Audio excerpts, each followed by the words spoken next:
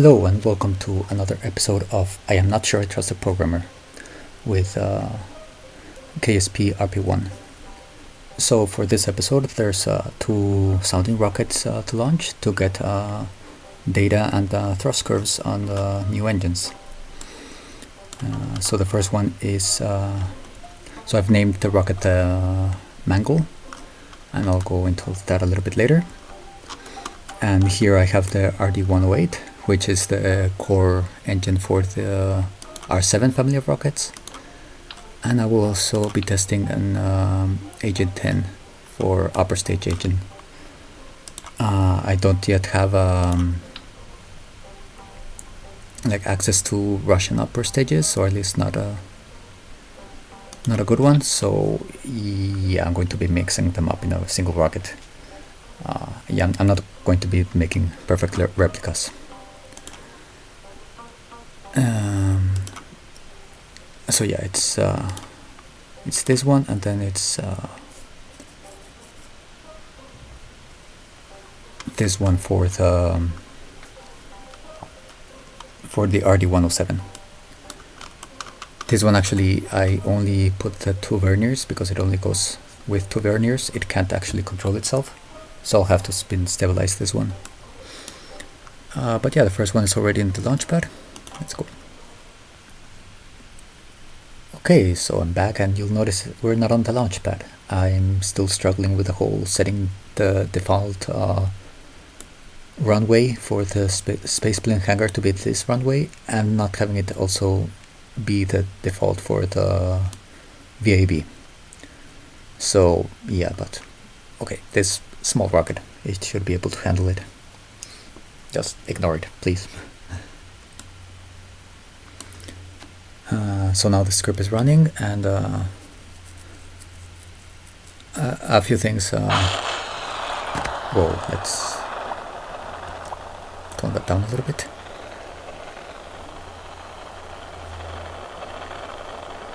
Okay, the lag is quite high, and that's something. So I kind of was missing the clouds,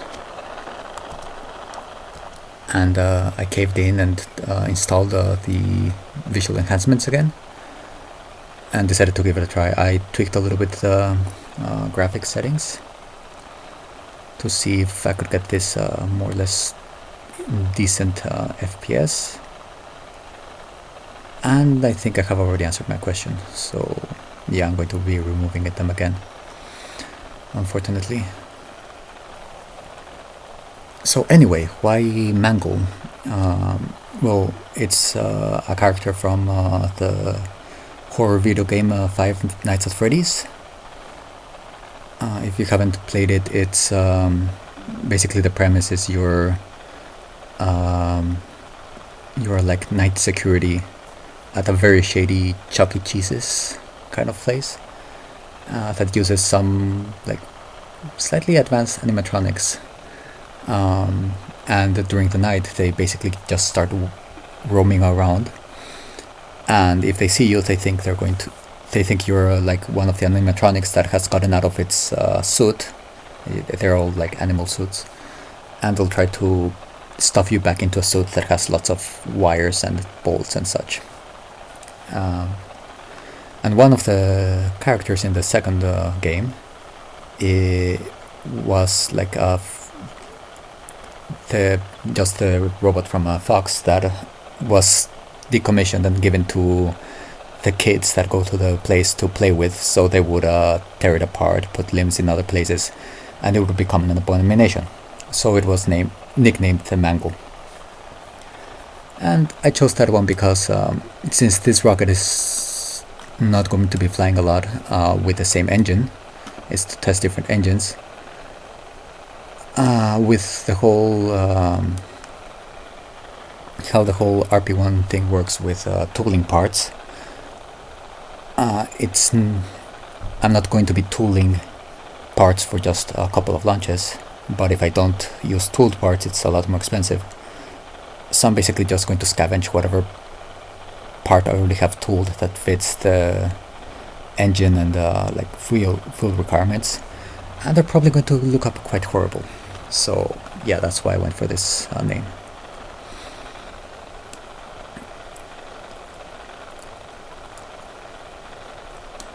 Oh god, that's slow. Yeah, I need to remove these. And also, why do I have... It's daylight. The sun is freaking there, but it's still black. Okay, let's see.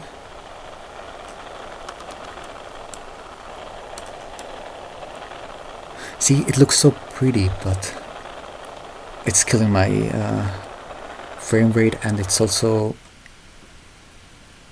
I didn't have this last time I had it installed. Why is it black and not blue? Oh well. Anyway, the other thing I wanted to talk about here, like I figured since the launches are not terribly exciting, I thought I'd talk about a little bit about the code. So I'm quite a sloppy programmer, definitely. Don't take this as an example of how to do things. But basically the main thing that I'm doing here, you'll see here these create two empty lists. So alt for altitude and thr for thrust. So I launch it. If I can control the rocket, like this first one, I just tip it a little bit to the side. Yeah, here I go for 80-90. This gives you, well, target pitch and heading. And then just tell it to, a little bit while after, I'll just tell it to point surface prograde, and it's going to go into a gravity turn. I'm not really worried about where it ends up, just wanted to curve a little bit, giving me a little bit more time inside the atmosphere to get the data. And here what I have is that it starts with a equals 1, and every time it climbs 1000 meters, it takes another reading of the altitude and the thrust at that time, and adds it to each of the lists. So then after the flight, it's going to do a curve fit. I looked up like the relationship between altitude and atmospheric pressure on average in the Earth, and also the relationship between atmospheric pressure and thrust from an engine. And I came up with this. I honestly don't remember how I came up with this. I wrote this a while ago for my previous career. But yeah, and it works. I'll show you the curve fit in the end. At least it was working quite well before. So yeah, that's basically it, and I think I'm going to come back when we're at Miko. Or if, something blows up. Okay, so we're about to reach Miko. And still quite weirded out about the lack of... Well, obviously right now still looks a little bit weird. Like, it used to have a very fuzzy edge, like from scatter.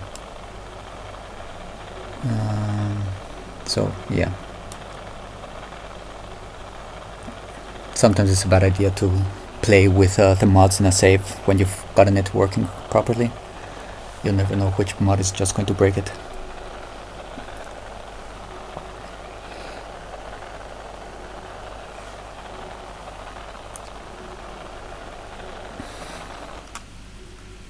Okay, so Miko.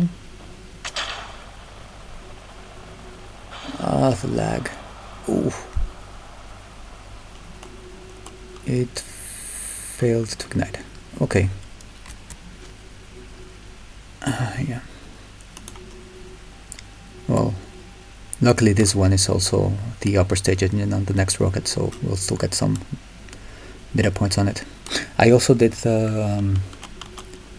I don't know how well that works. With RP1 you have the option to hire researchers to get data points for your engines, increase these ones, at a price of course, but it wasn't reducing price, and I did it for... I did not check what was the initial amount of data points, and it's now gone. But yeah, I didn't see it reducing funds from me like each day, so I don't know exactly how that works or if it's working.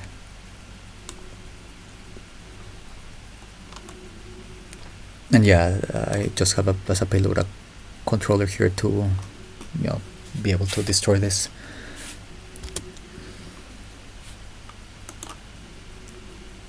And apparently I forgot the action group. Yeah. Okay. Well, this is going to fall in the ocean probably.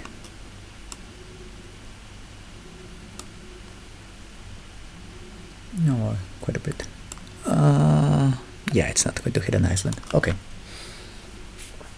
So I'll come back with the next. Oh god, no, what's. You know what? I'm going to restart KSP and uninstall the beauty mods. But yeah, I'll still keep on recording the episode. So okay, I'm back. I have removed all the visual enhancement mods, except for Scatterer. And let's hope that now we get at least an actual atmosphere. However, I was just looking at this, that the next technology node unlocks before the next mangle is ready. So I think what I'm going to do is start building an actual rocket for putting a satellite with solar panels in orbit and take care of that contract. And then after that, I'll launch this. I'll launch this mangle. However, I don't really have the time to design rockets right now, so I think it's still going to be the same episode, but I'll come back later. And the reason I came back to tell you this instead of just simply continuing on another day to record is because I actually forgot to show you the result of the last program. So this is what all of this brings out. It takes it does a curve fit over the numbers from both of these lists, and so these are the parameters for the equation of the curve fit,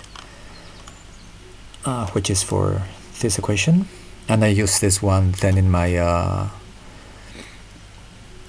program to calculate the optimal like ascent profile by just plug in the same equation and give it these parameters, and it will give me the right thrust at each altitude every time. And as you can see, it's quite good of a fit. So I honestly don't remember how I came up with this equation, but it works, so at some point I'll look into it again. But yeah, I'll continue this later, but for you it will just be right back. Okay, so I'm back. It has been a few days since I recorded the first part of this episode, and I actually, when I started building the rocket, I realized that I did not need the booster engines for the solar panel satellite, so I went ahead and built this and gave it more priority than the other mangle. So yeah, this is going to be the next launch. So first the probe, I took the Sputnik core. I gave it a structural element to be able to place the solar panels, and hopefully this will be enough to maintain charge. Then the rocket, this is going to be called the GLaDOS-1, so I'm going to use GLaDOS for all the R7 variants. And well, yeah, I believe I said earlier that I'm going to do R7 style rockets, but I'm not going to try to be accurate. So the second stage is going to be an AJ-10 engine, because I don't have another good second stage engine yet. And then the reason I did this funky looking is because I'm going to use the same tanks for when I actually do the side boosters for the GLaDOS rockets. So yeah, it looks a little bit weird, but meh. And it actually, I think there's a Soyuz variant that doesn't use boosters, and it also looks a little bit like this, just a longer tank here. But anyway, I have accepted the contract.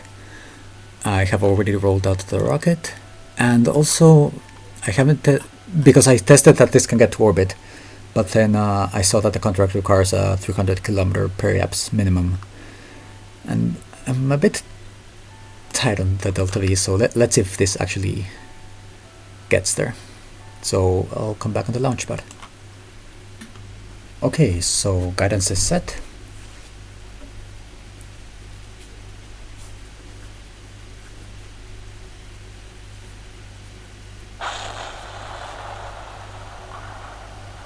That took a little while. I think there's going to be some lag today.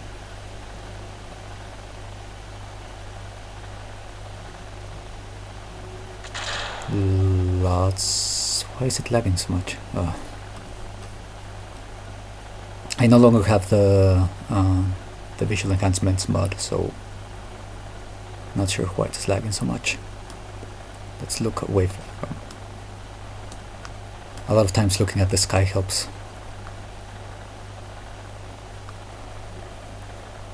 Actually no, during the first part it was looking at the ground.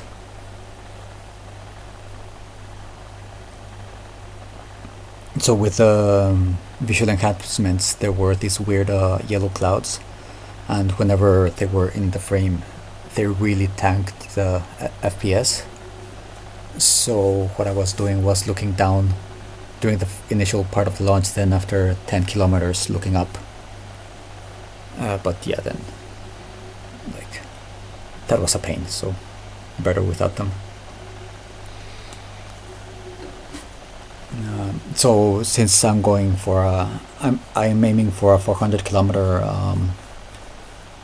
apogee, then it's starting the gravity turn quite late. I think 155 meters per second. But yeah, I'll keep coming back with updates. Okay, so I'm back. We're not quite there for Miko, but getting close.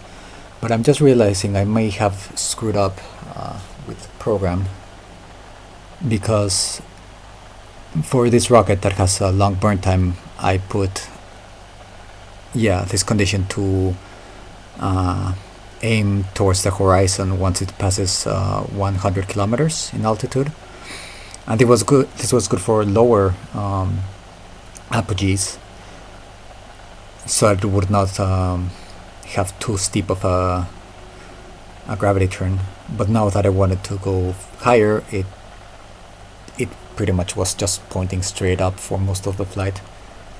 So I haven't really gotten a lot of horizontal speed.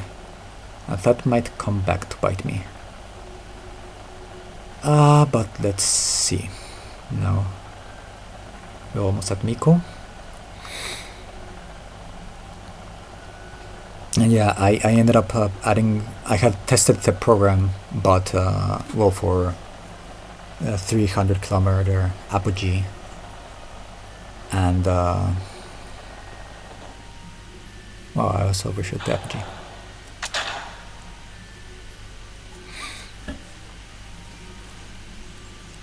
And it was able to barely get to orbit, but then when I saw the contract, I added a little bit of fuel to the point where I barely had some initial thrust to weight ratio. And now let's see if it was enough fuel. But anyway, this is going to coast for a little bit, so I'll come back when it's about to fire. Okay, so the second stage should be lighting up in like 10 or 20 seconds. And it has deviated a little bit. It has nosed down, but that shouldn't be a problem because the AJ-10 has gimbaling. So it's just, let's see if I can circularize at this altitude. Not sure if I will have enough fuel. Okay, that definitely won't let us circularize. This is the second AJ10 failure we've had. This only has one ignition. Yeah. Okay, so that's that. So then the only thing I'll do is make sure this probe doesn't have a electric draw once I get rid of the stage.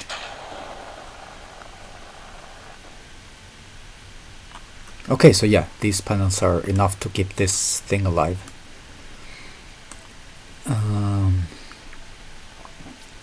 But yeah, I think this is going to do it for this episode, and in the next episode we'll try again, and hopefully the stage will fire this time.